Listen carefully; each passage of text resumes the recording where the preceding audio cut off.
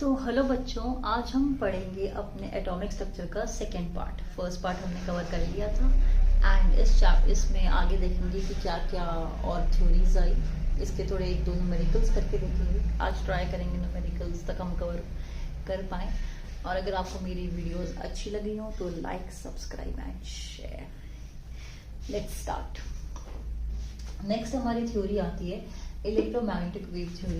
क्योंकि रदरफोर्ड की थ्योरी थी और थॉमसन की थ्योरी थी, तो वो कुछ चीज़ एक्सप्लेन नहीं कर पा रही थी। तो उनको कवर अप करने के लिए उनको एक तरह से कि this theory won't work with electrons, एक नया साइंटिस्ट आया मैक्सवेल, उसने दी इलेक्ट्रोमैग्नेटिक वेव थ्योरी। ठीक है, इलेक्ट्रोमैग्नेटिक वेव थ्योरी में क्या कहा उसने कि जैसे हम एक रॉड लेते हैं, आयरन रॉड। आप लोगों ने ओटीजी अगर किसी के घर में हो या देखा हो तो उसमें क्या होता है, आयरन की रॉड्स होती हैं। जब हम ओटीजी ऑन करते हैं, इलेक्ट्रिसिटी प्रोवाइड करते हैं, तो वो जो आयरन की रॉड है वो गर्म होने लग जाती है। इनिशियली इसका कलर येलो होता है, फिर इसका रेड हो जाता है। ठीक है, एकदम ऐसे रेड हॉट हो जाती है। और अगर आप उसके पास जाओ, उस रॉड के बिल्कुल ऐसे यहाँ टच नहीं करना उसको, और उसके बिल्कुल नियर टू जाओ रॉड के, तो आपको अपने हाथ पे से हीट फील होगी। तो मतलब कि उसमें से क्या निकल रही है, उसमें से निकल रही हैं, यहां से दिखा देते हैं, रेडिएशंस।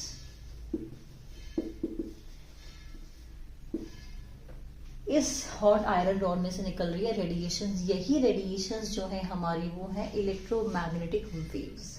ये जो रेडिएशंस होती हैं, ये जनरली इनमें दोनों कंपोनेंट्स होते हैं, इलेक्ट्रिकल कंपोनेंट भी होता है और मैग्नेटिक कंपोनेंट भी होता है।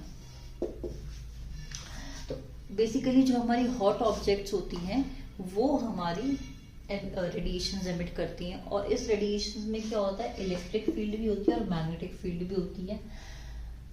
किस तरह से मूव करती है इलेक्ट्रिकल और मैग्नेटिक फील्ड। मान लो दो लोग परिक्रमा लगा रहे हैं किसी मंदिर की। एक बंदा कहे कि मैं तो खड़े होके लगाऊंगा, ठीक है, वो खड़े होके मंदिर के चारों तरफ चलने लग गया। दूसरा कहे नहीं, मैं तो दंडवत लगाऊंगा, लेट लेट के लगाऊंगा। तो एक बंदा ऐसे चल रहा है स्ट्रेट, एक बंदा कैसे चल रहा है, ऐसे चल रहा है। तो ये वाला इसको इलेक्ट्रिकल मान लें, इसको मैग्नेटिक मान लें, तो दोनों एक दूसरे के क्या चल रहे हैं, परपेंडिकुलर चल रहे हैं। ठीक है, यहां से आए परपेंडिकुलर चल रहे हैं। तो ऐसे ही हमारा इलेक्ट्रोमैग्नेटिक वेव्स में होता है कि इलेक्ट्रिकल कंपोनेंट अगर एक्स एक्सिस के पैरेलल चल रहा है, this is X axis, this is Y axis, तो मैग्नेटिक कंपोनेंट जो है वो इस एक्स एक्सिस के क्या चलेगा, परपेंडिकुलर चलेगा। This is my electrical field and थोड़ा सा ये वाली हो गई हमारी मैग्नेटिक फील्ड। तो दोनों एक दूसरे के क्या होती हैं, परपेंडिकुलर होती हैं। Electric field and magnetic field are perpendicular to each other always. समझ आया ना किस तरह से परपेंडिकुलर चल रहे हैं। तीसरी चीज क्या कही इसने कि जो हमारी ये रेडिएशंस जो निकलती हैं, ये ऐसे नहीं निकलती। जैसे मान लो एक वो है कार, रोड पे कार चल रही है, रेस हो रही है, तो एक कार ये चल रही है, एक कार ये चल रही है, एक कार ये चल रही है, एक कार ये चल रही है। ये एक अलग अलग क्या चल रही हैं, बॉडीज चल रही हैं। पर इसने कहा कि रेडिएशंस हमारी अलग अलग बॉडीज की तरह नहीं चलती। रेडिएशंस जो है हमारी, वो है हमारी वेव की तरह। वेव की तरह कैसे हो गई, जैसे पानी में शिप हो गई, तो पानी में कभी शिप कहाँ जाएगी, ऊपर फिर नीचे, फिर ऊपर फिर नीचे, फिर ऊपर फिर नीचे, ऊपर नीचे, ऊपर नीचे, ऊपर नीचे। तो जो ये रेडिएशंस निकल रही हैं, जो हमारे हाथ पे हमें फील होती हैं हॉटनेस, वो जो है वो ऐसे वेव्स की तरह निकल रही हैं, कभी ऊपर कभी नीचे। अब अगर ये वेव्स की तरह निकल रही हैं, तो वेव्स में तो हमें पता है, वेव्स को हम कैसे देखते हैं, थ्रू क्रस्ट।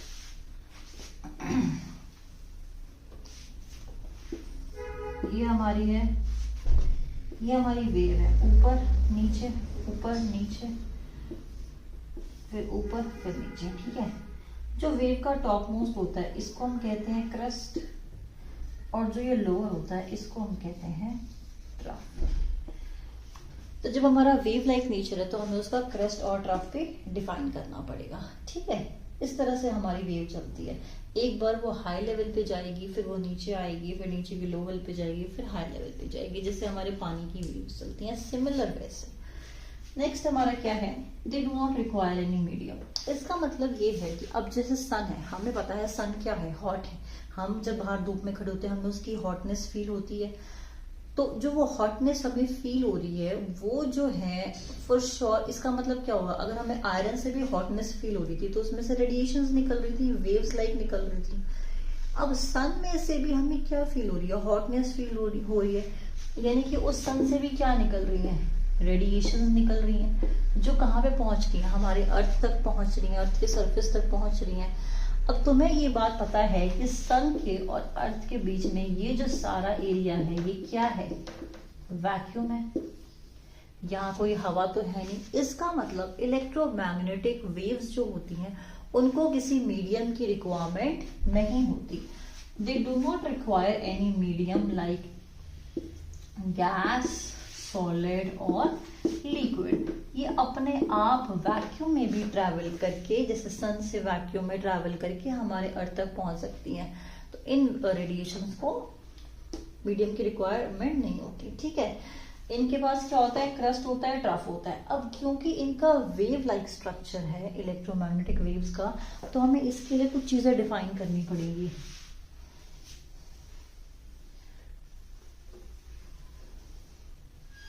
हमें पता है जब भी हमारी कोई वेव लाइक है चीज तो उसका क्या होगा, उसकी वेवलेंथ होगी, उसकी फ्रीक्वेंसी होगी, ठीक है, उसका वेव नंबर होगा, उसकी वेलोसिटी होगी। अगर तुम लोग कार कहते हो कि हमारी कार चल रही है तो तुम उस कार को कैसे बताते हो कि 50 की स्पीड पे चल रही है, 100 की स्पीड पे चल रही है, इतना डिस्टेंस उसने कवर कर लिया, इतने घंटे में वो पहुंच गई। ये चीजें तुम कार के लिए बताते हो, कार की स्पीड के लिए। तो वही सारी चीजें हम लोग क्या करते हैं, अपनी वेव के लिए भी डिफाइन करते हैं। कैसे डिफाइन करते हैं, सबसे पहले हम लोग देखेंगे lambda. This is lambda is wavelength, यही इसके सिंबल है, ठीक है। This is frequency. पहले लैम्डा देख लेते हैं। जो हमारा पानी की जो वेव है, ये हमारी पानी की वेव है, ठीक है। ये अगर तुमने कभी पानी को ऐसे तैरते हुए देखा हो तो एक वो वेव जाएगी, फिर वो हल्की सी नीचे आएगी, फिर ऊपर आएगी। मतलब हमें इतना जल्दी कॉन्शियसली उसको वेव को पकड़ नहीं पाता। पर पानी का होता है क्या, ये वेव ऊपर गई, फिर नीचे आई, फिर ऊपर गई, ठीक है। यहां से जब ये ऊपर थी और जब ये नेक्स्ट ऊपर आ गई, इस डिस्टेंस को हम कहते हैं वेव लेंथ। क्योंकि ये वेव की लेंथ है तो हमें पता है लेंथ की यूनिट्स होती हैं मीटर, सेंटीमीटर। तो हमारी वेव लेंथ की भी यूनिट्स क्या हो जाएंगी, मीटर, सेंटीमीटर, मतलब लेंथ वाले डिस्टेंसेस, या नैनोमीटर, पिकोमीटर, बहुत छोटी वेव लेंथ्स हैं तो एंगस्ट्रॉम, ठीक है। ये हमारी अलग अलग क्या हो जाएंगी, मीटर की ही ये अलग अलग यूनिट्स है। तो लेंथ की, वेव लेंथ की यूनिट क्या हो गई, मीटर, वेव लेंथ क्या हो गया। इसका मतलब ये टॉप पॉइंट क्या था, क्रेस्ट, ठीक है। एक क्रेस्ट से दूसरे क्रेस्ट तक का जो डिस्टेंस है उसको हम कहते हैं वेव लेंथ, ठीक है। समझ आ गया, ओके।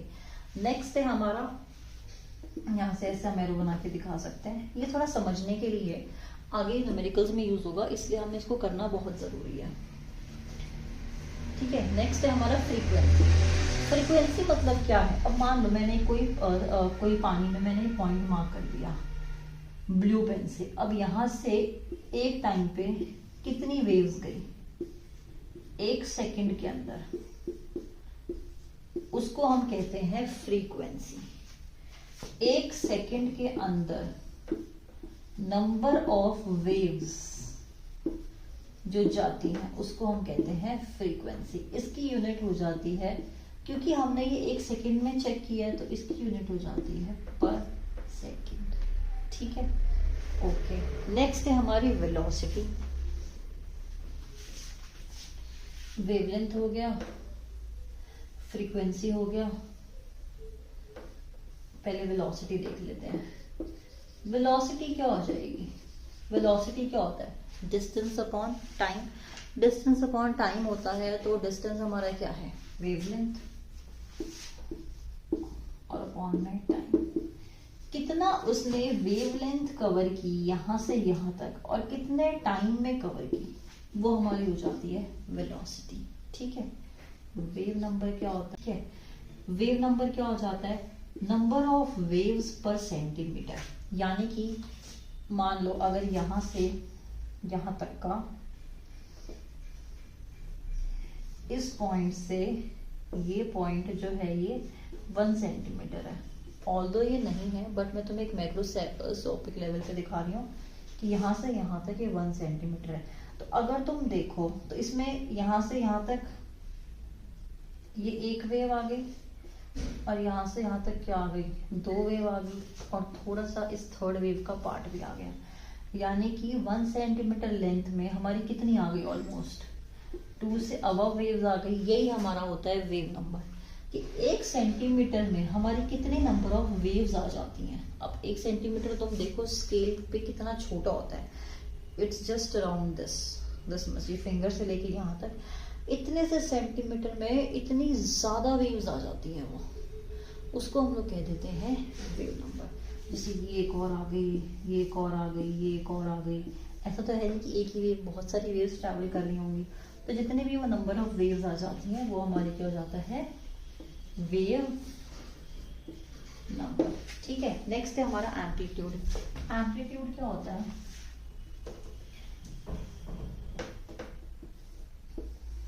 जो हमारा क्रेस्ट था ये, या जो एक ट्रफ था,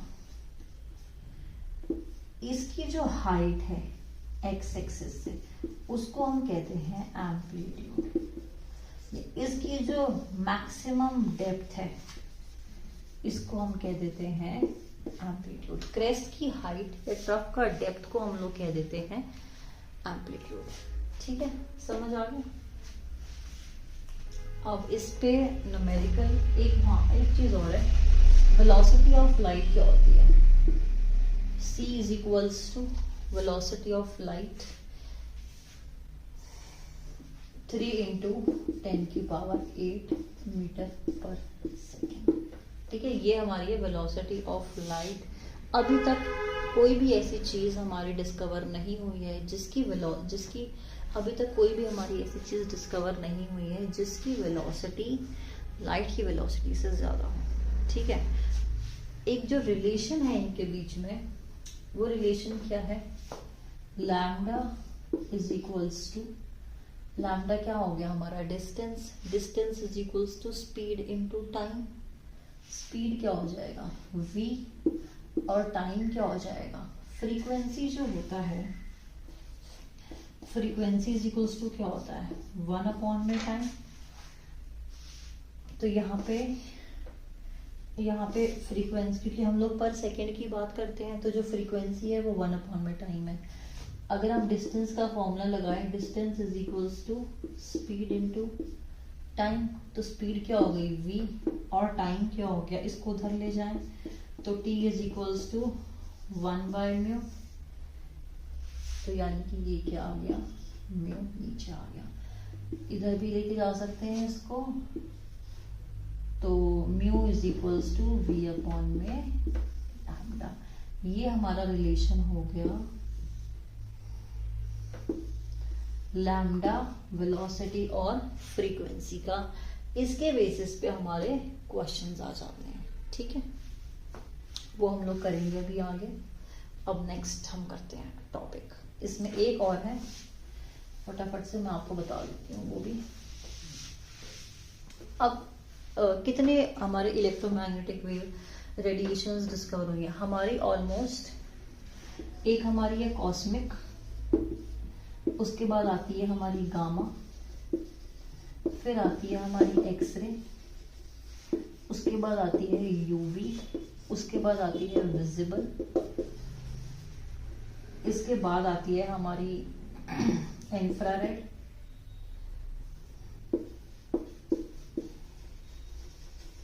फिर आती है हमारी माइक्रोवेव, और फिर आती है हमारी रेडियो वेव। इस पे क्वेश्चन आ जाता है एग्जाम में, ऐसे पूछ लेते हैं, या तो इसका वो पूछ लेंगे कौन सी किसका वेवलेंथ ज्यादा है किसका कम है। इसको कैसे याद रखना है, सबसे पहले तो हमें पता होना चाहिए इस तरफ जब हम जा रहे हैं कॉस्मिक से रेडियो वेव की तरफ हम जब जा रहे हैं तो हमारा लैम्डा इंक्रीज कर रहा है, यानी कि हमारी वेवलेंथ क्या कर रही है, इंक्रीज कर रही है।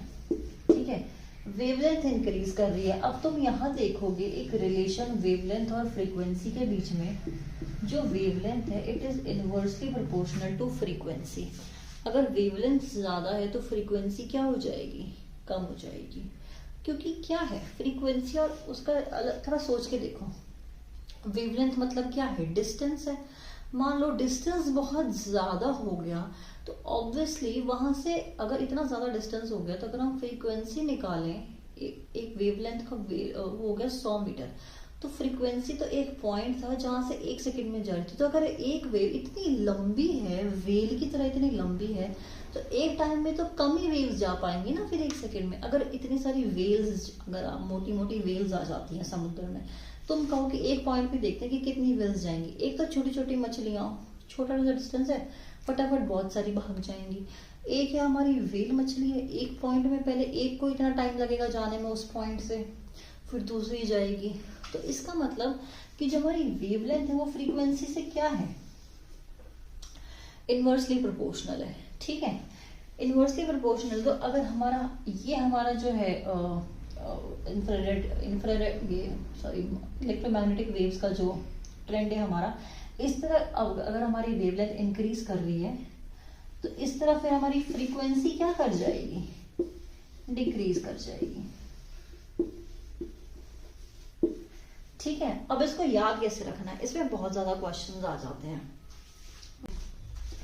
कॉस्मिक से कौन से, गामा से गम में है एक्सरे, ये हम पूछ रहे हैं कौन से गम में है एक्सरे। यू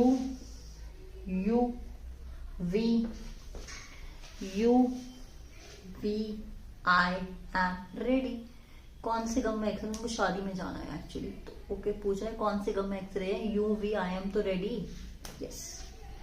कौन से गम में X-ray, U V I am ready. ठीक है, क्योंकि हमें पता है wavelength is inversely proportional to frequency. तो उसका मतलब अगर वेवलेंथ हमारी इंक्रीज करेगी तो फ्रीक्वेंसी क्या करेगी, डिक्रीज करेगी। तो जब हम लोग लेफ्ट से राइट की तरफ जा रहे हैं तो हमारी वेवलेंथ इंक्रीज करती है और हमारी फ्रीक्वेंसी डिक्रीज करती है। इसको आप ऐसे भी याद रख सकते हो कि जो हमारे रेडियो वेव्स हैं, हमारे जो फोन्स वर्क करते हैं तो वो किसके थ्रू वर्क करते हैं, रेडियो वेव्स के थ्रू वर्क करते हैं। या जो हमारे रेडियोज चला करते थे वो रेडियो वेव के थ्रू वर्क करते थे। तो वो रेडियो वेव्स पहले हमारे जो क्या कहते हैं इंस्ट्रूमेंट होता है जिसको वो पहले वो कैप्चर करता था आसमान में जाके, फिर हमारा रेडियो उन सिग्नल्स को कैप्चर करता था और हमें सुनाता था। तो मतलब डिस्टेंस देख रहे हो कि कितना ज्यादा जो वेव है वो ट्रैवल कर रही है। पहले वो ऊपर जा रही है इंस्ट्रूमेंट तक, उसके बाद फिर वो हमारे रेडियो वेव में आ रही है। तो रेडियो वेव की वेवलेंथ क्या होगी, सबसे ज्यादा हो गई। तो रेडियो वेव की सबसे ज्यादा हो गई और सबसे जो कम होती है वो हमारी किसकी हो जाती है, कॉस्मिक रे की हो जाती है। तो अगर इसका कई बार क्या होता है, इसकी सीरीज पूछ लेते हैं, इसकी सीरीज क्या होगी, या ये पूछ लेते हैं, नंबर पूछ लेते हैं कि इसका वेवलेंथ कितना होगा। तो हमारा क्या है, वेवलेंथ है इन मीटर्स। अब इसको याद कैसे रखना है, सबसे पहले तुम क्या करोगे, 10 की पावर्स लिखनी है। एक हमें एक स्ट्रेट लाइन बनानी है ऐसे, ठीक है। और उसमें मैं क्या लिखूंगी, 10 की पावर लिखती चली जाऊंगी।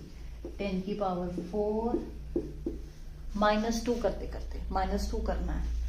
10 की पावर माइनस, इसको हटा देते हैं, स्पेस बन जाएगी।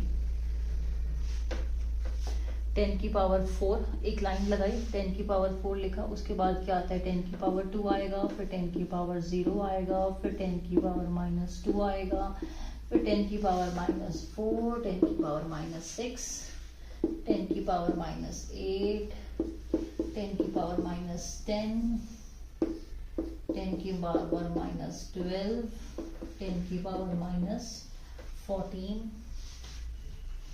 थोड़ी सी कम रह गई जगह, यहाँ बना देती हूँ। 10 की पावर 16। ठीक है, सारा लिख लिया। ये तुम्हें एज इट इज याद रखना है, क्योंकि ये रटा नहीं जाएगा, ये ऐसे ही टेबल के थ्रू याद रखना। ये तुम रट लोगे। कौन से गम में है X-ray? UV, I am ready. 10 की। अब तुम्हें क्या ध्यान रखना है, जो आर है वो तो लगाना है इनके बीच में, उसके बाद एम लगाना है 0 पे। माइक्रोवेव को क्या देना है? 0 नंबर देना है। माइक्रोवेव बिल्कुल अच्छा परफॉर्म नहीं कर रहा, सबसे घटिया माइक्रोवेव खरीद के लाए हो तुम लोग मार्केट से। I will give it 0 marks, 10 की पावर 0। ठीक है, उसके बाद आ जाती है इंफ्रारेड। अब एक छोड़ के इंफ्रारेड 10 की पावर -4 पे, उसके बाद विजिबल 10 की पावर -6 पे, एक छोड़ के 10 की पावर -2 छोड़ के फिर इंफ्रारेड, विजिबल और यूवी एक साथ लिखे जाएंगे। हम क्या हैं? एक साथ है, यू वी आई एक साथ है, तो एक साथ लाइन में लिखे जाएंगे। बस एक नंबर छोड़ना है बीच में, ये वाला छोड़ना है, यू आई वी यू। ठीक है, दिस इज अल्ट्रा वायलेट। इसको यूवी को यूवी विजिबल मत पढ़ लेना, दिस इज अल्ट्रा वायलेट। ठीक है, उसके बाद ये आ गया, यहाँ तक पहुंच गए, इधर तक पहुंच गए। फिर उसके बाद बाकी दुनिया तो हमसे अलग है, ये खाली छोड़ दिया। फिर 10 की पावर -2 पे क्या आ गया हमारा? एक्सरे, यहाँ पे गामा आ गया, और इस पे क्या आ गया? कॉस्मिक। ठीक है, ये तरीका है इसको याद रखने का। अब ये हमारे क्या है? This is wavelength and metres. तो फ्रीक्वेंसी के लिए क्या कर देंगे? इसको हम रिवर्स कर देंगे, क्योंकि लैम्डा जो है हमारा it is inversely it is equal to c upon mu. क्योंकि हम लोग वेलोसिटी ऑफ लाइट के कंपैरिजन में इसकी फ्रीक्वेंसी निकालेंगे, वेवलेंथ भी हमने वेलोसिटी ऑफ लाइट के कंपैरिजन में निकाली हुई है। तो अगर हमें फ्रीक्वेंसी निकालनी होगी तो हम फ्रीक्वेंसी इज इक्वल्स टू हो जाएगा c अपॉन में लैम्डा डिवाइड करके हमारी क्या आ जाएंगी? फ्रीक्वेंसीज आ जाएंगी। ये जो मैंने लर्न करने का तरीका बताया है, ये वेवलेंथ का बताया है। वेवलेंथ ऐसे याद करनी है।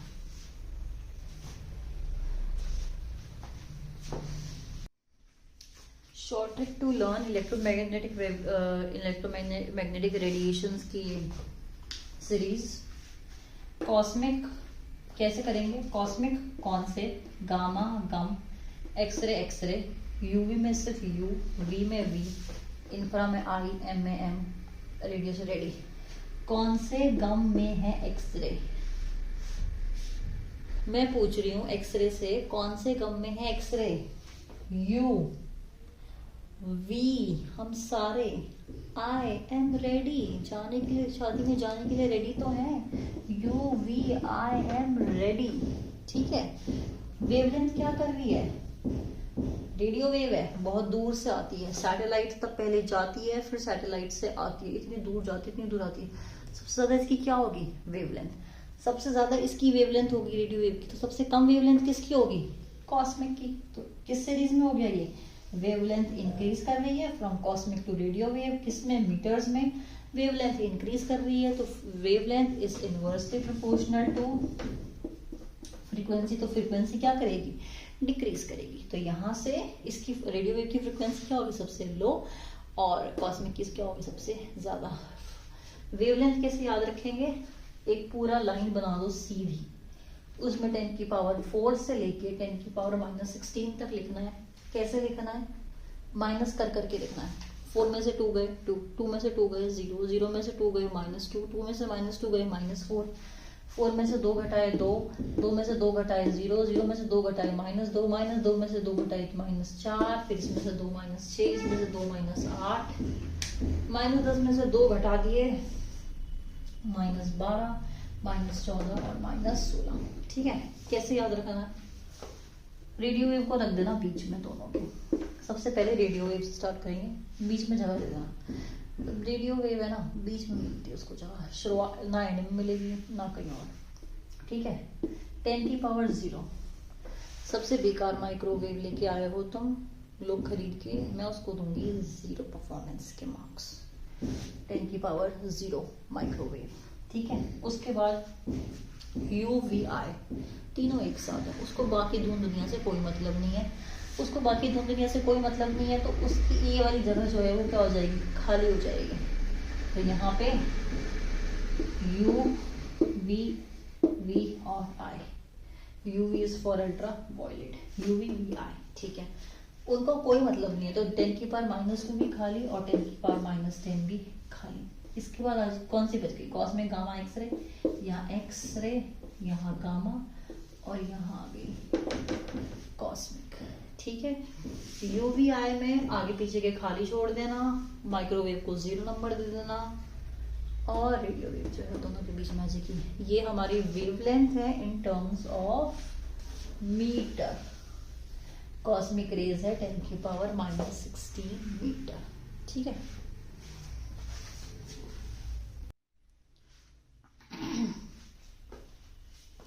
अब हम देखते हैं, अब इलेक्ट्रोमैग्नेटिक रेडिएशंस ने, वेव थ्योरी ने काफ़ी चीज़ें तो एक्सप्लेन कर दी, पर बहुत सारी क्या आ गई, उसके लिमिटेशंस भी आ गए। लिमिटेशंस कैसे आ गए कि वो ना कुछ चीज़ें बता नहीं पाया मैक्सवेल, क्या क्या नहीं बता पाई, या उसकी थ्योरी नहीं बता पाई कह सकते हैं। एक तो ब्लैक बॉडी रेडिएशन के बारे में नहीं बता पाई, फोटो इलेक्ट्रिक इफेक्ट के बारे में नहीं बता पाई, और लाइन स्पेक्ट्रा के बारे में नहीं बता पाई। तीनों को एक एक करके देखेंगे। सबसे पहले हम देखते हैं black body radiation. Black body radiation होती क्या है, एक बॉडी, कोई भी ऑब्जेक्ट जो सारी की सारी रेडिएशंस अपने अंदर ले और सारी की सारी रेडिएशंस की फ्रीक्वेंसीज को क्या करे, एमिट भी कर रहे हैं। ब्लैक बॉडी एक ऐसा ऑब्जेक्ट होता है जो सारी फ्रीक्वेंसी एब्जॉर्ब करती है और सारी की सारी फ्रीक्वेंसी क्या कर सकती है, एमिट भी कर सकती है। मान लो ये चौक है, ये चौक तुम्हें नजर आ रहा है, इसका ढक्कन तुम्हें ब्लू कलर का नजर आ रहा है, पिंक तो नजर नहीं आ रहा। ब्लू क्यों नजर आ रहा है, क्योंकि ये जो कैप है ये ब्लू कलर की फ्रीक्वेंसी, ब्लू की जो ऑपोजिट फ्रीक्वेंसी है उसको ये क्या कर रही है, एब्जॉर्ब कर रही है, और फिर ब्लू कलर क्या कर रही है, रिफ्लेक्ट कर रही है। ये ब्लू कलर का कैप एक ऐसी डिफरेंट फ्रीक्वेंसी ये एब्जॉर्ब कर रहा होगा नेचुरल लाइट में कि जब ये रिफ्लेक्ट हो रहा है तो वो ब्लू कलर रिफ्लेक्ट हो रहा है, ये व्हाइट कलर, इसीलिए हमें क्या है, अलग अलग कलर्स नजर आते हैं। पर ब्लैक बॉडी एक ऐसी बॉडी होती है जो सारी फ्रीक्वेंसीज क्या करती है, एब्जॉर्ब करती है और सारी की सारी ही एमिट भी कर देती है, ठीक है। इलेक्ट्रोमैग्नेटिक वेव थ्योरी इसी ब्लैक बॉडी की रेडिएशंस को एक्सप्लेन नहीं कर पाया। कैसे नहीं कर पाया उसने, अब हम मान लेते हैं हमने एक आयरन की रॉड ली, ठीक है। ये आयरन की रॉड जो, जब हम इसको हीट करना शुरू करते हैं करंट देके, तो पहले किस कलर की होती है, रेड कलर की, फिर ये किस कलर की हो जाती है, येलो, फिर व्हाइट और फिर ब्लू। यानी कि जैसे जैसे विद प्रोलॉन्ग्ड टाइम हमने इसको हीट किया तो इसका जो कलर था वो क्या होने लगा, चेंज होने लगा। यानी कि इसकी जो फ्रीक्वेंसी थी विद टाइम वो क्या करने लगी, इस कलर की इंक्रीज करने लग गई। विद ग्योर होता है ना, इसकी रेड की क्या होती है, सबसे ज्यादा लो फ्रीक्वेंसी होती है, और वॉयलेट की क्या होती है, सबसे ज्यादा हाई फ्रीक्वेंसी हो जाती है। वॉयलेट की सबसे ज्यादा हाई फ्रीक्वेंसी, तो ब्लू की सबसे ज्यादा हाई फ्रीक्वेंसी। यानी कि विद टाइम हीट करने पे जो हमारा ब्लू ज्यादा फ्रीक्वेंसी थी वो हमारी एमिट होने लग गई, और रेड जो शुरू में जो रेड हो रही थी वो हमारी दिखने बंद लग गई। लेकिन मैक्सवेल ने या इलेक्ट्रोमैग्नेटिक वेव थ्योरी ने क्या कहा, जस्ट वेव थ्योरी कह देते हैं, वेव थ्योरी ने क्या कहा, उसने कहा कि जो हमारी वेव थ्योरी है ना वो फ्रीक्वेंसी और लैम्डा पे इंडिपेंडेंट है। अगर, और वो जो किस पे डिपेंडेंट है, वो सिर्फ और सिर्फ इंटेंसिटी पे डिपेंडेंट है, इंटेंसिटी पे डिपेंडेंट है और किसी पे डिपेंडेंट नहीं है। फ्रीक्वेंसी लैम्डा पे डिपेंडेंट नहीं है। इंटेंसिटी का मतलब क्या है कि अगर तुमने करंट देना शुरू करा, एक बार तुम 5 एम्पेयर करंट दे रहे हो, एक बार तुम 10 एम्पेयर करंट दे रहे हो, तो तुमने करंट की वैल्यू क्या कर दी, बढ़ा दी। या मान लो इंटेंसिटी, तुम लोग अपने पहले तुमने एक गैस एक कैंडल ले ली, तुम एक कैंडल के ऊपर अपने ये आयरन की नेल को गर्म करने लग गए, फिर तुम्हें लगा नहीं इससे बात नहीं बनेगी, तुमने एक नेल और ले ली, तो तुमने क्या कर दी, इंटेंसिटी इंक्रीज कर दी रेडिएशंस की, ठीक है, 2 कैंडल लेके। तो इलेक्ट्रोवेव थ्योरी ने कहा कि ये जो है ना, ये इंटेंसिटी पे डिपेंड कर रही है, इससे कोई फर्क नहीं पड़ता कि इसकी फ्रीक्वेंसी क्या एब्जॉर्ब कर रहा है, ये वेवलेंथ क्या एमिट कर रहा है, ठीक है। यही से क्या हुआ, लेकिन अगर इंडिपेंडेंट है तो फिर ये किसको क्या करना चाहिए था, अगर फ्रीक्वेंसी पे डिपेंडेंट है ही नहीं तो आयरन को सिर्फ एक ही कलर की फ्रीक्वेंसी, मान लो कोई चीज डिपेंड ही नहीं करती, मैंने कोई भी वो दिया अपना, मैंने कोई भी अपने कितनी कैंडल्स लगाई इंटेंसिटी की, यहाँ मैंने 1 कैंडल लगाई, 2 कैंडल लगाई, 3 कैंडल लगाई, और ये मेरा फ्रीक्वेंसी हो गया। तो इसका मतलब चाहे मैं कितनी ही कैंडल लगा देती, जो मेरा कलर एमिट होता वो तो क्या होता, सॉरी ऐसे जाएगा ये। इसके अकॉर्डिंग तो ये ग्राफ कैसा बनना चाहिए था, इंटेंसिटी और फ्रीक्वेंसी का स्ट्रेट लाइन।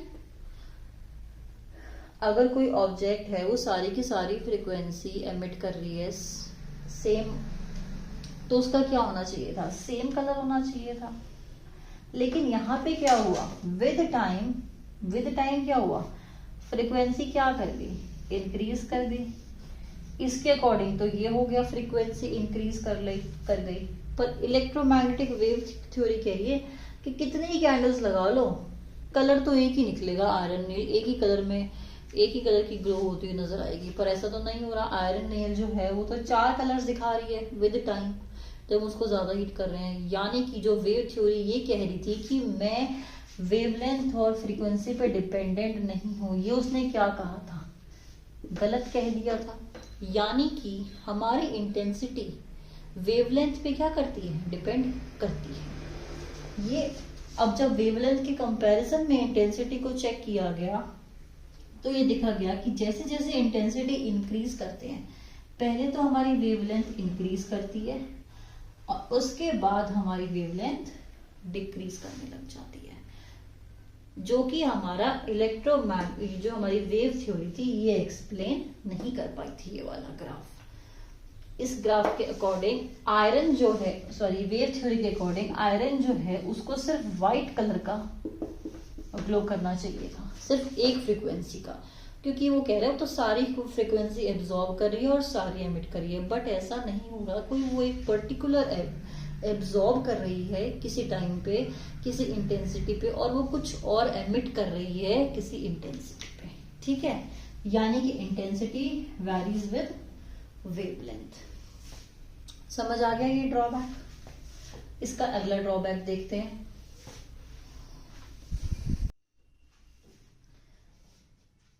इसका मतलब कि इंटेंसिटी वेवलेंथ के साथ इस तरह से, और जितना ज्यादा टेम्परेचर होगा उतनी ज्यादा क्या हो जाएगी, इंटेंसिटी ज्यादा हो जाएगी, वेवलेंथ वही रहेगी, और उसके बाद एक टाइम पे के बाद वेवलेंथ क्या हो जाएगी, कम हो जाएगी, जब कितनी इंटेंसिटी इंक्रीज कर जाए। अगर फ्रीक्वेंसी के साथ देखें तो ये हमारी इंटेंसिटी है, ये हमारी फ्रीक्वेंसी है। With increase in intensity frequency increase करेगी, उसके बाद हमारी फ्रीक्वेंसी क्या कर जाएगी, डिक्रीज कर जाएगी। इसका ग्राफ भी क्या आएगा, सेम आएगा, T2 is greater than T1। यानी कि हमारी इंटेंसिटी फ्रीक्वेंसी और वेवलेंथ, ऑब्वियसली वेवलेंथ पे डिपेंड करेगी तो वो फ्रीक्वेंसी पे भी डिपेंड करेगी। तो यानी कि जो इलेक्ट्रोमैग्नेटिक वेव थ्योरी ये कह रही थी कि इस पे इंडिपेंडेंट है, ये ऐसा गलत प्रूव हो गया, ठीक है। अगला हम लोग देखेंगे फोटो इलेक्ट्रिक इफेक्ट। जो नेक्स्ट हमारा लिमिटेशन था इलेक्ट्रोमैग्नेटिक वेव थ्योरी का, वो था photo electric effect. Electromagnetic wave theory कहती है कि सारी की सारी रेडिएशन हमारी ऑब्जेक्ट ऑब्जॉर्ब कर रही है, सारी रेडिएशन एब्जॉर्ब कर रही है, मतलब सारी फ्रीक्वेंसी एब्जॉर्ब कर रही है, सारी फ्रीक्वेंसी एब्जॉर्ब कर रही है, मतलब कि जब उसमें से इलेक्ट्रॉन्स निकलेंगे तो वो हर फ्रीक्वेंसी पे निकलने चाहिए। बट ऐसा नहीं देखा गया, सारी की सारी रेडिएशन एब्जॉर्ब हो रही है, सारी की सारी फ्रीक्वेंसी एब्जॉर्ब हो रही है, तो इसका मतलब उस ऑब्जेक्ट में से इलेक्ट्रॉन्स निकलने चाहिए। एक एक्सपेरिमेंट होता है किस ऑब्जेक्ट में से, बेसिकली एक एक्सपेरिमेंट करते हैं लोग जहाँ पे लाइट एनर्जी या हीट एनर्जी डालते हैं ऑब्जेक्ट के ऊपर, किसी भी मेटल के ऊपर, और हम उस मेटल को फिर क्या करते हैं, उसके इलेक्ट्रॉन को बाहर निकाल देते हैं उस एनर्जी से। ठीक है, तो किसी भी फ्रीक्वेंसी की, किसी भी वेवलेंथ की लाइट अगर हमारी पड़ रही है वेव थ्योरी के अकॉर्डिंग, तो उसमें से इलेक्ट्रॉन निकलना ही चाहिए, ये वेव थ्योरी ने कह दिया था। बट ऐसा हो तो नहीं रहा था। जब हमने एक ऑब्जेक्ट ली यहाँ पे और मैंने यहाँ पे किसी फ्रीक्वेंसी की लाइट डाली, तो मैंने क्या देखा, किसी पर्टिकुलर फ्रीक्वेंसी, लेटस से हम ले लेते हैं 120 हर्ट्ज, जितनी भी हमारी फ्रीक्वेंसी 120 हर्ट्ज से ज्यादा थी, वो तो इलेक्ट्रॉन को एमिट कर पा रही थी। इलेक्ट्रॉन एमिट हो रहा है, कैसे पता चलेगा, यहाँ पे हम क्या लगा देंगे, स्क्रीन लगा देंगे। जब इलेक्ट्रॉन यहाँ के टकराएगा तो यहाँ पे क्या होगा, एक चमक उठेगी जुगनों की तरह, तो एकदम से चमक उठेगी, तो यानी कि इलेक्ट्रॉन रिलीज हो रहा है। पर क्या देखा गया कि जब हम अपने डिफरेंट फ्रीक्वेंसीज की लाइट डाल रहे थे, तो कुछ फ्रीक्वेंसीज पे तो लाइट एमिट हो रही थी, इलेक्ट्रॉन्स निकल रहे थे, और कुछ पे नहीं निकल रहे थे। किसी पर्टिकुलर मेटल के साथ, एक पर्टिकुलर मेटल के साथ एक्सपेरिमेंट किया गया था। मान लो मैंने कुछ अपने लाइट के सोर्सेज लिए, एक मेरा लाइट का सोर्स 120 है, एक मेरा 360 है, एक मेरा 400 है, और एक मेरा 100 है। मेरे पास इतनी सारी फ्रीक्वेंसीज की लाइट प्रेजेंट है। मैंने क्या किया, मैंने 100 वाली लाइट डाल के देखी, मुझे यहाँ पे कोई चमका नजर नहीं आया, मतलब इलेक्ट्रॉन नहीं निकला। 120 की डाल के देखी, कोई चमका नजर नहीं आया, इलेक्ट्रॉन नहीं निकला। 360 की डाल के देखी तो मुझे यहाँ पे चमका नजर आया, मतलब कि इलेक्ट्रॉन इस ऑब्जेक्ट में से निकला है। 400 की डाल के देखी तो भी इसमें से इलेक्ट्रॉन निकला। इसका मतलब किसी पर्टिकुलर फ्रिक्वेंसी पे इस इलेक्ट्रॉन ने इस ऑब्जेक्ट से निकलना शुरू कर दिया है, और यहाँ पे वो टक्कर मार रहा है जाके। ठीक है, पर वेव थ्योरी क्या कह रही है कि वो तो सारी फ्रिक्वेंसी पे करना चाहिए, इस पे भी चमका आना चाहिए था, इस पे भी चमका आना चाहिए था, पर वो चीज नहीं हुई। इसका मतलब ये हमारा वेव थ्योरी का क्या हो गया, एक ड्रॉबैक हो गया कि सारी की सारी फ्रीक्वेंसीज एब्जॉर्ब हो रही हो या रेडिएट हो रही हो, वो इलेक्ट्रॉन इजेक्ट नहीं कर सकती। कोई पर्टिकुलर फ्रीक्वेंसी से ऊपर वाली ही इलेक्ट्रॉन इजेक्ट कर सकती हैं। ठीक है, इसको हम कहते हैं photo electric effect. Photo means light, photo means light या फोटॉन्स। जब एक पर्टिकुलर फ्रीक्वेंसी के फोटॉन्स ऑब्जेक्ट पे पड़ेंगे या इससे ज्यादा फ्रीक्वेंसी के पड़ेंगे, तो ही हमारे इलेक्ट्रॉन्स क्या होंगे, एमिट होंगे, वरना नहीं होंगे। ठीक है, इसको आगे देखते हैं।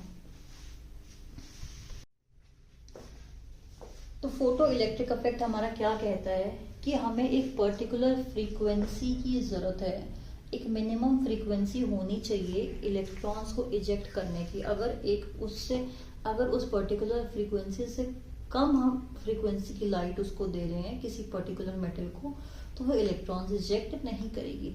अब वो जब इलेक्ट्रॉन्स भागेंगे, ये इलेक्ट्रॉन्स क्या करेंगे, अब निकल के, ये तो है नहीं वहां बैठ के ऐसे बैठ के देखने लग जाए, वो क्या करेगा, स्पीड से जाके जेड स्क्रीन पे टकराएगा।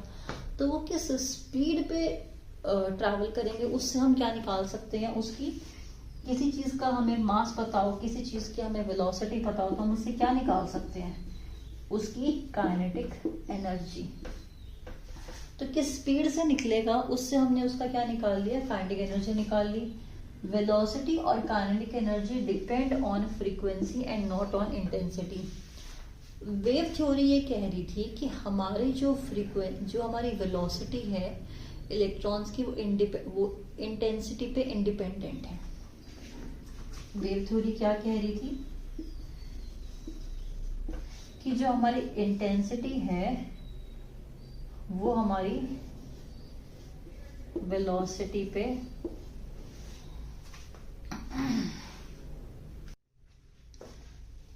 तो फोटो इलेक्ट्रिक इफेक्ट हमारा क्या कहता है कि हमें एक पर्टिकुलर फ्रीक्वेंसी की जरूरत है, एक मिनिमम फ्रीक्वेंसी होनी चाहिए इलेक्ट्रॉन्स को इजेक्ट करने की। अगर उस पर्टिकुलर फ्रीक्वेंसी से कम हम फ्रीक्वेंसी की लाइट उसको दे रहे हैं किसी पर्टिकुलर मेटल को, तो वो इलेक्ट्रॉन्स रिजेक्ट नहीं करेगी। अब वो जब इलेक्ट्रॉन्स भागेंगे, ये इलेक्ट्रॉन्स क्या करेंगे, अब निकल के, ये तो है नहीं वहां बैठ के ऐसे बैठ के देखने लग जाएगा, वो क्या करेगा, स्पीड से जाके जेड स्क्रीन पे टकराएगा। तो वो किस स्पीड पे ट्रैवल करेंगे, उससे हम क्या निकाल सकते हैं, उसकी किसी चीज का हमें मास पता हो, किसी चीज की हमें वेलोसिटी पता हो, तो हम उससे क्या निकाल सकते हैं, उसकी काइनेटिक एनर्जी। तो किस स्पीड से निकलेगा, उससे हमने उसका क्या निकाल लिया, काइनेटिक एनर्जी निकाल ली। वेलोसिटी और kinetic energy depend on frequency and not on intensity. Wave theory ये कह रही थी कि हमारी जो हमारी वेलोसिटी है इलेक्ट्रॉन्स की, वो इंटेंसिटी पे इंडिपेंडेंट है। वेव थ्योरी क्या कह रही थी कि जो हमारी इंटेंसिटी है वो हमारी वेलोसिटी पे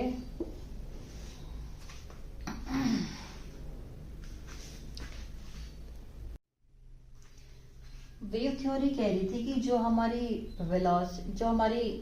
वेलोसिटी है इलेक्ट्रॉन्स की, वो हमारी इंटेंसिटी पे डिपेंडेंट है। यानी कि अगर मैं एक बल्ब लूं, तुम्हें पता है ना टॉर्च होती है, उसमें 3 मोड होते हैं, यहाँ बीच वाले, यहाँ इस पे जलाओ टॉर्च तो बिल्कुल डिम जलती है, इस पे जलाओ तो ठीक ठीक जल जाती है, इसमें जलाओ तो बिल्कुल ऐसे ट्यूबलाइट जैसी रोशनी कर देती है। तो टॉर्च जो है वो 3 मोड्स पे चलती है, लो, मीडियम, हाई। तो वो उसकी क्या है, इंटेंसिटी है।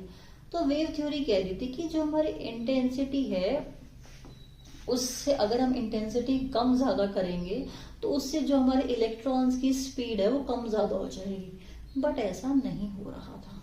जो हमारे इलेक्ट्रॉन्स थे उसकी फ्रीक्वेंसी के ऊपर हमारी काइनेटिक एनर्जी वेरी कर रही थी। जो फ्रीक्वेंसी थी, जितनी ज्यादा हम फ्रीक्वेंसी इंक्रीज कर रहे थे उतनी ज्यादा हमारे काइनेटिक एनर्जी क्या कर रही थी, इलेक्ट्रॉन्स की इंक्रीज कर रही थी।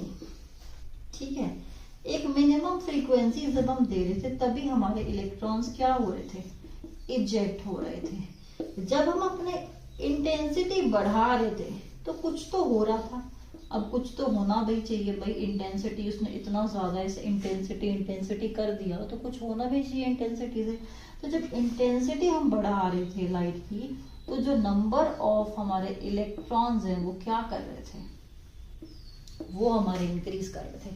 अगर पहले लो लाइट में, टॉर्च को मैंने सबसे लो लाइट में जलाया, 2 ही इलेक्ट्रॉन निकले, तो इंटेंसिटी इंक्रीज करने पे इसमें से फिर 5 इलेक्ट्रॉन्स निकलने लग गए थे।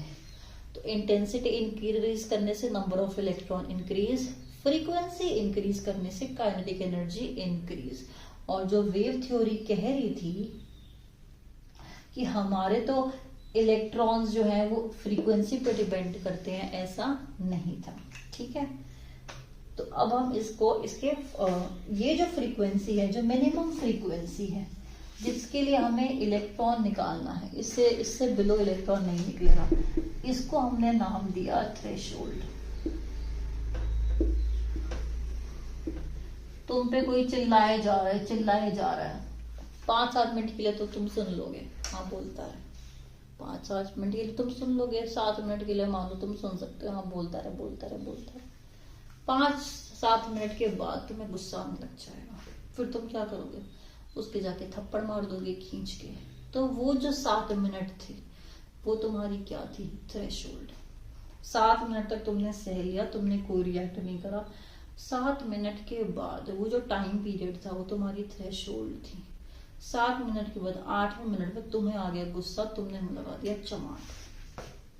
ठीक है, तो ऐसे ही एक फ्रीक्वेंसी तक, जिस मिनिमम फ्रीक्वेंसी तक इलेक्ट्रॉन नहीं निकलते, और जस्ट जिस फ्रीक्वेंसी पे इलेक्ट्रॉन निकल जाता है पर उसके पास काइनेटिक एनर्जी नहीं होती या वेलोसिटी नहीं होती आगे भागने की, पर निकल चुका है, उसको हम कहते हैं थ्रेशोल्ड फ्रीक्वेंसी। ठीक है, तो अब क्या हुआ है हमारे पास, इलेक्ट्रोमैग्नेटिक वेव थ्योरी भी हमारी क्या हो चुकी है, डिस्कार्ड कर दी गई है। कुछ चीजें उसकी ठीक थी, जैसे जो उसने वो रेडिएशंस का वो दिखाया हमें, वेवलेंथ का ग्राफ दिखाया, बट कुछ चीजें उसकी क्या थी, गलत थी। फोटो इलेक्ट्रिक इफेक्ट नहीं बता पाया, ब्लैक बॉडी नहीं बता पाया, लाइन स्पेक्ट्रम नहीं बता पाया। अब इसके बाद आती है हमारी Planck's theory. Let's do that. अब क्योंकि जो हमारा वो था मैक्सवेल था, वो तो अपनी थ्योरीज में ना ब्लैक बॉडी बता पाया ना फोटो इलेक्ट्रिक इफेक्ट बता पाया, तो उसको बताया फिर हमारे मैक्सवेल, और ये है मैक्स प्लैंक। तो यहां से आती है हमारी प्लैंक्स थ्योरी।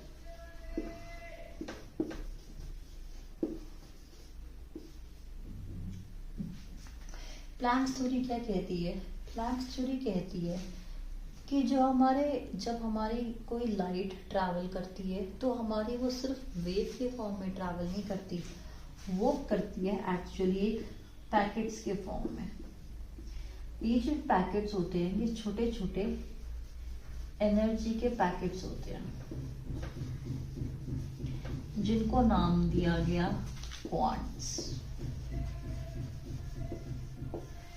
और जिससे इस थ्योरी का फर्दर नाम पड़ जाता है क्वांटम थ्योरी। ठीक है। Radiant energy emitted absorbed. दूसरी चीज, और ये जो पैकेट्स हैं ये हमारे वेव थ्योरी ने कहा, मैक्सवेल ने कहा वेव थ्योरी में कि जो हमारी जो वेव है वो कॉन्टिन्यूस है, बट मैक्स प्लैंक ने कहा कि ये जो हमारे पैकेट्स निकल रहे हैं ये हमारे डिसकॉन्टिन्यूस निकल रहे हैं। देख रहे हो ना, पहले एक गया, फिर एक गया, फिर एक गया, फिर एक गया। अगर ये कॉन्टिन्यूस निकलते तो एक लाइन में निकलते लगातार, बीच में गैप नहीं होता, पर गैप आ गया तो क्या है कि ये जो हमारे क्वांट्स हैं ये डिसकॉन्टिन्यूस निकल रहे हैं। और जो एक क्वांट जो है उसकी जो एनर्जी है वो डिपेंड करती है उसकी फ्रीक्वेंसी पे, कि कितनी उसने फ्रीक्वेंसी एब्जॉर्ब करी और फिर कितनी उसमें एनर्जी आ गई। उससे हमारा एक रिलेशन बना दिया गया, साइंटिस्ट ने एक रिलेशन बनाया आइंस्टाइन ने, E is equals to H mu. जो भी हमारे एक क्वांट की एनर्जी है that is equal to H into mu, where mu is the frequency of energy absorbed और रेडिएटेड। ठीक है। अगर बहुत सारे क्वांट्स निकल रहे हैं तो हर किसी की एनर्जी को हम क्या कर देंगे, एड अप कर देंगे। तो जितने भी हमारे क्वांट्स निकलेंगे उसको हम मल्टीप्लाई कर देंगे हमारे फ्रीक्वेंसी और एच से। एच हमारा है यहाँ पे प्लैंक्स कांस्टेंट, जिसकी वैल्यू होती है 6.6 इंटू 10 की पावर -34 जूल्स पर सेकेंड। इसकी ये यूनिट्स याद रखना बहुत ज्यादा इंपॉर्टेंट है। ठीक है। तो अब हमारा वेव थ्योरी भी थोड़ा बहुत, उसमें जो चीजें एक्सप्लेन नहीं कर पाया वो प्लैंक ने कर दी। प्लैंक ने कैसे कर दी? फोटो इलेक्ट्रिक इफेक्ट तो तुमने देख ही लिया कि एक मिनिमम म्यू नॉट फ्रीक्वेंसी होगी तभी हमारा ऑब्जेक्ट जो है वो इलेक्ट्रॉन इस स्पीड से एमिट कर पाएगा कि उसके पास काइनेटिक एनर्जी हो। ब्लैक बॉडी इसने किस तरह से एक्सप्लेन करी मैक्स प्लैंक ने? क्योंकि हमारी जो ब्लैक बॉडी है वो रेडिएशंस जब वो एब्जॉर्ब करती है, या कोई भी ऑब्जेक्ट है जब हमारी ये रेडिएशंस एब्जॉर्ब करती है तो इस ऑब्जेक्ट में जो हमारे एटम्स है वो क्या करने लग जाते हैं, बहुत स्ट्रांगली वाइब्रेट करने लग जाते हैं, बहुत स्ट्रांगली वाइब्रेट करने लग जाते हैं। तो जब इनिशियली मैंने उसको एनर्जी देना शुरू किया आयरन रॉड को, तो पहले क्या हुआ, अगर ये मेरा आयरन रॉड है इसमें जो ऊपर ऊपर वाले एलिमेंट हैं पहले यही वाइब्रेट कर रहे हैं सबसे ज्यादा, क्योंकि हीट कहाँ मिल रही है, यहीं मिल रही है। फिर उसके बाद क्या करेंगे, अंदर वाले वाइब्रेट करेंगे। तो इनिशियली जब शुरू में अंदर वाले कम कर रहे हैं ऊपर वाले ज्यादा कर रहे हैं, तब ये क्या होगा, इसका कलर रेड। और जैसे जैसे मेरी एनर्जी इंक्रीज होती जाएगी, जैसे जैसे मैं उसको ज्यादा हीट देती जाऊंगी, तो वाइब्रेशंस और ज्यादा क्या हो जाएंगे, स्ट्रांग हो जाएंगे। वाइब्रेशन स्ट्रांग हो जाएंगे तो इसकी फ्रीक्वेंसी भी क्या हो जाएगी, ज्यादा हो जाएगी। इसीलिए लो फ्रीक्वेंसी से हमारा जो कलर है इसका किस रेंज में चला जाता है, हाई फ्रीक्वेंसी रेंज में चला जाता है। एटम्स बहुत ज्यादा वाइब्रेट करेंगे बहुत ज़्यादा फ्रीक्वेंसी से वाइब्रेट करने लग जाएंगे तो वो जो फ्रीक्वेंसी एमिट करेगा वो हायर रेंज की तरफ चली जाएगी। ठीक है, इसलिए colour goes from red to blue. ठीक है, और फोटो इलेक्ट्रिक इफेक्ट में हमें एक मिनिमम फ्रीक्वेंसी चाहिए है इलेक्ट्रॉन को इजेक्ट कराने के लिए, उसके बिना इजेक्ट वो नहीं होगा। इस पे हमें तो प्लैंक्स ने ब्लैक बॉडी बता दिया। फोटो इलेक्ट्रिक इफेक्ट उसने क्या बताया, उसने कहा, आइंस्टीन ने बोल दिया कि E is equals to H nu. Planck's ने कहा कि मिनिमम एनर्जी हमें देनी पड़ेगी तभी जो हमारे इलेक्ट्रॉन्स हैं वो इजेक्ट हो पाएंगे। तो E is equals to, Planck's ने फॉर्मूला दे दिया, प्लस में हाफ mv²। ठीक है, इसका मतलब क्या है, ये हमारा है वर्क फंक्शन। इसको तुम या तो वर्क फंक्शन कह लो या इसको तुम लोग थ्रेशोल्ड बोल लो। अगर सिर्फ म्यू नॉट की बात करें तो थ्रेशोल्ड फ्रीक्वेंसी। ये क्या है, काइनेटिक एनर्जी जिससे हमारे इलेक्ट्रॉन्स क्या करेंगे, रन करेंगे जिस एनर्जी से। ठीक है, तो फोटो इलेक्ट्रिक इफेक्ट क्या है कि हमें एक मिनिमम एनर्जी देनी पड़ेगी तभी हमारे वो इलेक्ट्रॉन्स काइनेटिक एनर्जी गेन कर पाएंगे। ये एनर्जी क्या है जो हम लोग प्रोवाइड करवा रहे हैं। This is our photo electric effect. ये सरफेस है, ये हमने एनर्जी दी, ये हमारे इलेक्ट्रॉन भागे, ये जो इलेक्ट्रॉन भागे हैं इसकी एनर्जी ये है, ये एनर्जी म्यू है। ई को हम लिख सकते हैं सीधा H mu is equals to H mu not plus में हाफ mv²। ये म्यू हम इस रेडिएशन को हम लोग ये म्यू फ्रीक्वेंसी दे रहे हैं, ये इलेक्ट्रॉन्स रन कर रहे हैं, v वेलोसिटी थी तो इनकी काइनेटिक एनर्जी हो गई हाफ mv²। जब ये म्यू हम दे रहे हैं तो इसकी जो एनर्जी हो जाएगी it will be H new. और जब अगर इसमें से इलेक्ट्रॉन इजेक्ट करवाना है तो एक मिनिमम फ्रीक्वेंसी हमें चाहिए है, वो है हमारी mu not. This will be equal to minimum threshold plus में काइनेटिक एनर्जी। इस पे बहुत ज्यादा फॉर्मूला, बहुत ज्यादा न्यूमेरिकल्स आते हैं। ये है हमारा फोटो इलेक्ट्रिक इफेक्ट। इस पे ऐसे भी आ सकता है कि हमें मिनिमम दे दी और हमें ये बोल दिया, ऐसे बोल दिया कि जो मेरा सोडियम है उसको कम से कम इतनी फ्रीक्वेंसी चाहिए इलेक्ट्रॉन निकालने के लिए, तो मिनिमम और इतनी एनर्जी में दे रही हूँ तो उसकी इलेक्ट्रॉन्स की स्पीड निकालो। तो हम वहां से हाफ mv² से क्या निकाल देंगे, इसकी स्पीड निकाल। अब अगर हम इसका हम ग्राफ बना के देखें तो इसका ग्राफ कुछ ऐसे बनेगा।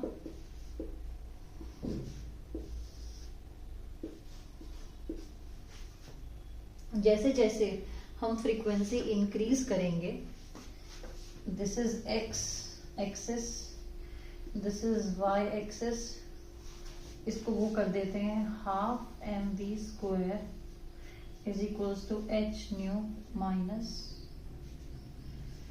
H nu mu not. ठीक है, y is equals to mx plus c। तो जैसे जैसे हमारी फ्रीक्वेंसी इंक्रीज करेगी वैसे वैसे हमारे इलेक्ट्रॉन्स की काइनेटिक एनर्जी क्या करती चली जाएगी, इंक्रीज करती चली जाएगी। जितनी ज़्यादा मैं फ्रीक्वेंसी डालना शुरू कर दूंगी 300 से 400, 500, 600, 700, उतनी ज़्यादा मेरी इलेक्ट्रॉन्स की काइनेटिक एनर्जी ज़्यादा होती चली जाएगी। ठीक है, यानी कि जो मेरी काइनेटिक एनर्जी है वो मेरी डिपेंड करती है फ्रीक्वेंसी के ऊपर। Kinetic energy depends upon frequency directly. अगर मुझे नंबर ऑफ इलेक्ट्रॉन्स इंक्रीज करवाने हैं तो मैं उसके लिए इंक्रीज करूंगी intensity. Number of electrons ejected increase करवाने हैं तो इंटेंसिटी क्या करनी पड़ेगी, इंक्रीज। ठीक है, अगर मैं बात करूं अपने इंटेंसिटी की और फ्रीक्वेंसी की।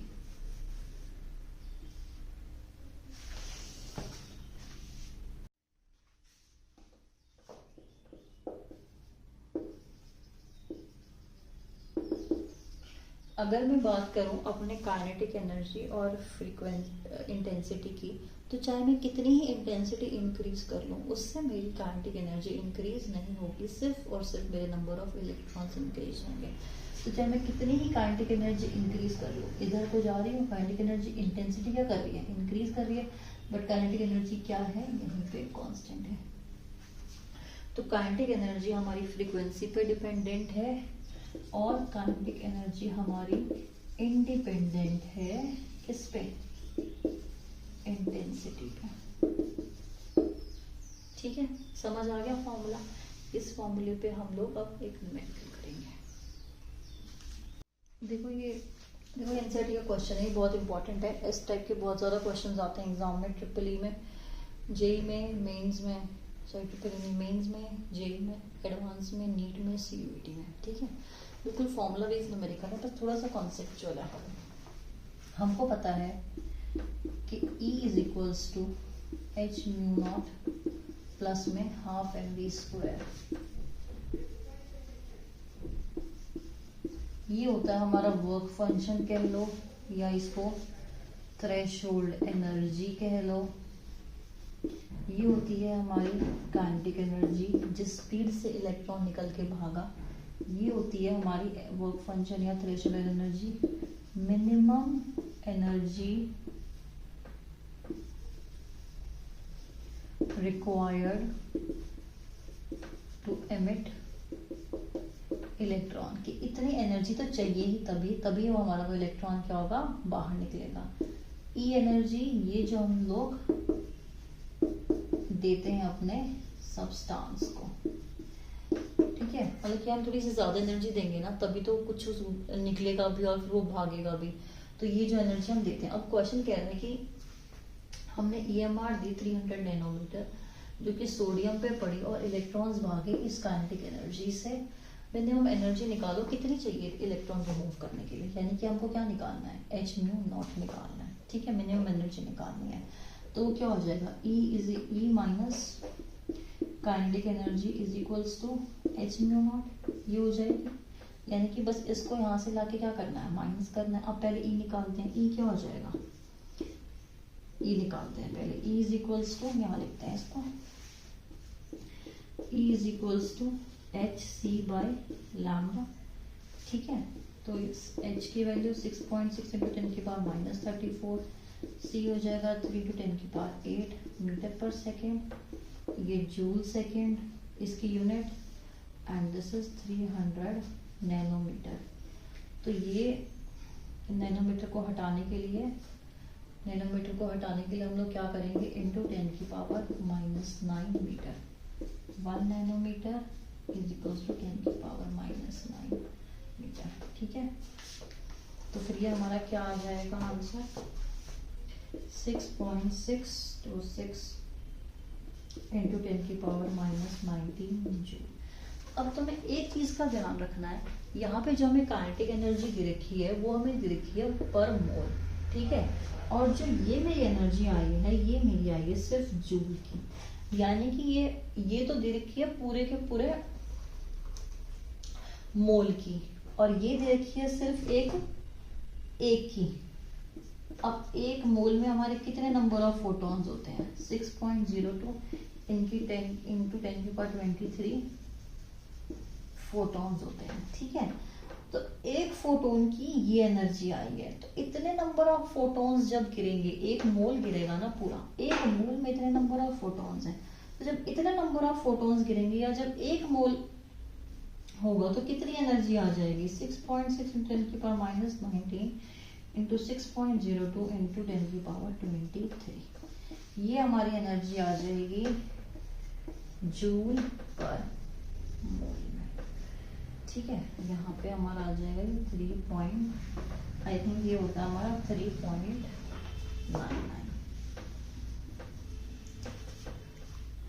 एक चीज का हमेशा ध्यान रखना है, अगर हमें अपनी एनर्जी जूल से जूल पर मोल में करनी है तो हमें अपना जो है एनर्जी उसको एन नॉट से मल्टीप्लाई करना है, क्योंकि एक मोल की सिर्फ ये से एक फोटोन की है, सिर्फ ये जो ये है सिर्फ ये 1 फोटोन की है। हमने यहाँ एन नहीं लगाया हुआ तो ये किसकी है, सिर्फ 1 फोटोन की है। और हमें किसकी निकालनी है, पूरे इतने नंबर ऑफ फोटोन्स की निकालनी है, यानी कि एक मोल की निकालनी है। तो इतने नंबर करने के लिए क्या करेंगे, इससे मल्टीप्लाई कर देंगे। तो ये हमारी आ गई फॉर 1 मोल।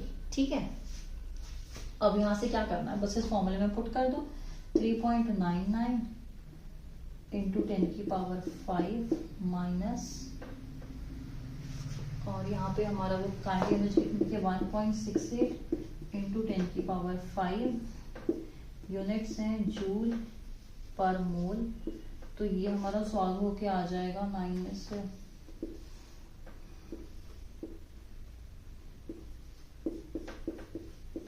5 जूल पर मोल। ठीक है, एक मोल को कम से कम हमें इतनी एनर्जी देनी पड़ेगी, तब जाके हमारा क्या होगा, इलेक्ट्रॉन निकलेगा। अब ध्यान से देखो, क्वेश्चन पूछ रहा है minimum energy required to remove an electron. An electron बोल रहा है, एन का मतलब है कि वो एक इलेक्ट्रॉन का पूछ रहा है, पर हमने कितने की निकाल दी, हमने निकाल दी पर मोल की। तो पर मोल की निकाल दी, पर मोल को फिर हटाना पड़ेगा हमें, तो एक इलेक्ट्रॉन की कितनी हो जाएगी, ये जो हमने निकाली है ये n naught number of electrons की निकाली है। एक की कैसे निकालेंगे, 10 लोग हैं, 10 लोगों की एनर्जी 50 जूल है, तो एक की कितनी हो जाएगी उस हिसाब से सोचना है। 10 लोगों की 50 है तो एक की कितनी हो जाएगी 5, 50 को 10 से डिवाइड कर दिया, n naught number of moles की इतनी है, इतने जूल्स है 2.38, तो एक इलेक्ट्रॉन की कितनी हो जाएगी, डिवाइडेड बाय 6.02 इंटू 10 की पावर 23। यहाँ भी पर मोल लिखा जाता है, इसके नीचे भी पर मोल है, जूल ऊपर है, पर मोल से पर मोल कट गया। एक इलेक्ट्रॉन की जो हमारी एनर्जी आएगी वो हो जाएगी 3.84 इंटू 10 की power -19 joule. This is the final answer. This is the minimum energy required to remove 1 electron. ये हम शुरू में भी कर सकते थे, कंफ्यूज नहीं होंगे। यहाँ पे अगर हम लोग इस काइनेटिक एनर्जी का मोल शुरू में ही हटा लेते हैं, यहाँ से शुरू में भी इसका मोल हटा सकते थे, सीधा पहले इसको यहाँ पे क्या कर देते, डिवाइड कर देते, इसको मल्टीप्लाई ना करते, सीधा काइनेटिक एनर्जी को डिवाइड कर देते, यहाँ पे इसको डिवाइड कर देते सीधा, तो भी हमारा आंसर आ जाता। तो हमें बाद में दोबारा मल्टीप्लाई करके दोबारा डिवाइड ना करना पड़ता, जस्ट एक हमने कन्वर्जन सीखी है इससे एक एक्स्ट्रा। ठीक है, अब एक इलेक्ट्रॉन की हमारी क्या आ गई, एनर्जी आ गई।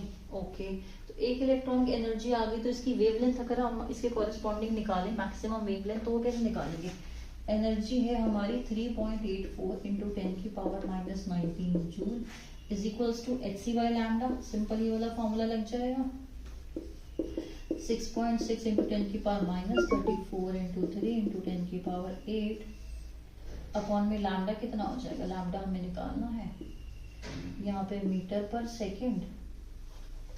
ठीक है, और यहाँ पे -34 है, तो यहाँ पे ये हो जाएगा जूल, और इंटू सेकेंड, तो सेकेंड से सेकेंड कट गया, और ये हमारा जूल से ये जूल कट गया, तो ये हमारा आंसर आ जाएगा lambda is equals to 519 nanometre. इसको हम ऐसे लिख सकते हैं कि पहले ये आया 10 की पावर -9 मीटर, और फिर इसको हमने कर दिया, इस 10 की पावर -9 को हमने सीधा कन्वर्ट कर दिया 519 नैनोमीटर। ठीक है, बहुत इम्पोर्टेंट और बहुत इजी क्वेश्चन।